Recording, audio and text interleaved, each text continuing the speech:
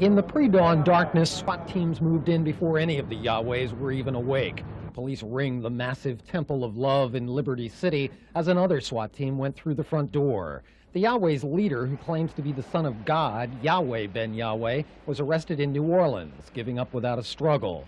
In all, 13 group members and former members were charged. Yahweh members who all use the last name Israel describe what happened.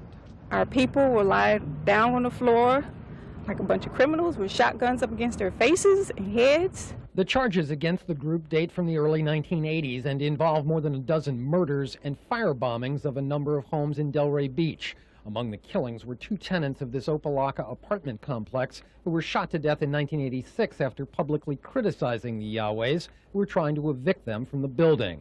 This former Yahweh, Robert Rogier, was convicted of those 2 killings and is now cooperating with authorities. He's expected to be the chief witness against the Yahwehs. Rogier himself is expected to detail killings allegedly ordered by Yahweh ben Yahweh himself.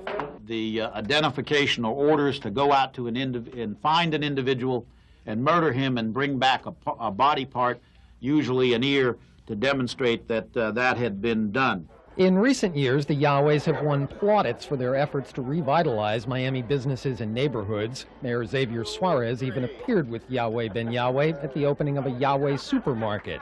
Yahweh ben Yahweh's attorney, Ellis Rubin, calls today's arrests persecution.